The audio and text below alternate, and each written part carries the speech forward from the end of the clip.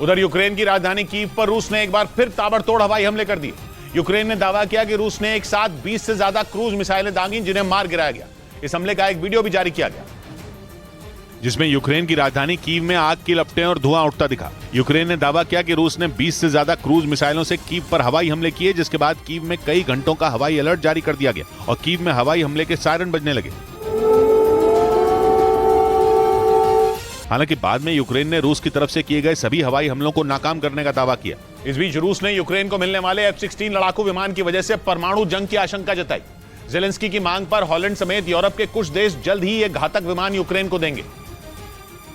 लेकिन रूस के विदेश मंत्री सर्गेई लैवरोव ने F-16 फाइटर जेट की वजह से परमाणु युद्ध का खतरा बढ़ने की आशंका जता दी। उन्हें डर है कि अमेरिका के इस खतरनाक लड़ाकू विमान की वजह से यूक्रेन जंग की तस्वीर बदल सकती है। इसकी सबसे बड़ी वजह यह है कि F-16 को परमाणु हथियारों के साथ भी लैस किया जा सकता है। यानी कि आने वाले दिनों में रूस पर भी परमाणु हमले का खतरा मंडरा सकता है, क्योंकि रूसी सेना कई बार यूक्रेन पर परमाणु बम बरसाने की धमकी दे चुकी है। ऐसे में F-16 फाइटर जेट के जरिए जेलेंस्की के सैनिक भी पलटवार कर सकते हैं। अमेरिका और ब्रिटेन ने हाल ही में जेलेंस्की को भरोसा दिया था कि वो उनकी वायुसेना के पायलटों को F-16 लड़ाकू विमान उड़ाने की ट्रेनिंग देंगे। इधर मध्य प्रदेश में होने वाले विधानसभा चुनाव में कांग्रेस को बगावत का डर सता रहा है। इसीलिए अभी से चुनावी कमान संभाल रहे कांग्रेस नेता दिग्विजय सिंह पार्टी के कार्यकर्ताओं को वफादारी की शपथ दिलाए, जिससे पार्टी आलाकमान की तरफ से घोषित उम्मीदवार का कोई विरोध न कर सके और कांग्रेस पार्टी 2023 में होने वाले मध्य प्रदेश के विधानसभा चुनावों में भीतर घातियों से बच सके। चुनाव तैयारियों में जुटे कांग्रेस नेता दिग्विजय सिंह राजगढ़ जिले के सारंगपुर विधानसभा क्षेत्र पहुंचे। वहां उनके सामने पार्टी के कई नेताओं ने टिकट के लिए दावेदारी जताई, जिसके बाद उन्होंने मंच पर ही सभी दावेदारों को पार्टी के प्रति वफादारी की शपथ दिलाई। वादा करो कि किसी भी हालत में जो घोषित उम्मीदवार के खिलाफ आप चुनाव नहीं लड़ोगे और चेतावनी भी दी कि भीतर घात करने वालों को पार्टी से बर्खास्त कर दिया जाएगा।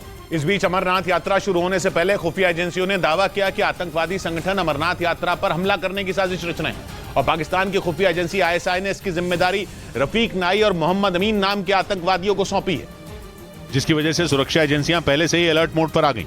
खुफिया सूत्रों के मुताबिक आतंकवादी 31 जुलाई से शुरू होने वाली अमरनाथ यात्रा को निशाना बना सकते हैं और ISI ने इसकी जिम्मेदारी रफीक नाई और मोहम्मद अमीन भट्ट नाम के आतंकवादियों को सौंपी है। खुफिया एजेंसियों ने दावा किया कि इन आतंकियों को पहले ही राजौरी समेत पीर पंजाल और चिनाब घाटी में आतंक बढ़ाने की जिम्मेदारी दी गई और ये इस वक्त पाकिस्तान के कब्जे वाले कश्मीर यानी LOC के पार मौजूद हैं। इसलिए LOC और अंतर्राष्ट्रीय सीमा पर सुरक्षा एजेंसियां पूरी तरह से अलर्ट मोड पर हैं ताकि अमरनाथ यात्रा में आने वाले यात्रियों को किसी तरह की कोई परेशानी न हो। उधर पुतिन के दोस्त और बेलारूस के राष्ट्रपति लुकाशेंको ने पश्चिमी देशों को बड़ी चेतावनी दी और साफ कर दिया कि अगर पश्चिमी देशों ने बेलारूस पर आर्थिक प्रतिबंध लगाया तो उन्हें इसकी भारी कीमत चुकानी पड़ेगी। पश्चिमी मीडिया ने दावा किया कि अमेरिका की अगुवाई में पश्चिमी देश बेलारूस पर आर्थिक प्रतिबंध लगाने की तैयारी कर रहे हैं, जिस पर बेलारूस के राष्ट्रपति लुकाशेंको भड़क गए। उन्होंने चेतावनी दी कि रूस और बेलारूस पश्चिमी देशों की उल्टी सीधी हरकत बर्दाश्त नहीं करेंगे और उन्हें इसकी भारी कीमत चुकानी पड़ेगी। बेलारूस के राष्ट्रपति ने आरोप लगाया कि पश्चिमी देश रूस और बेलारूस के बीच दरार पैदा करने की कोशिश कर रहे हैं, लेकिन उनकी ये चाल कभी कामयाब नहीं होगी और बेलारूस हमेशा रूस के साथ खड़ा रहेगा।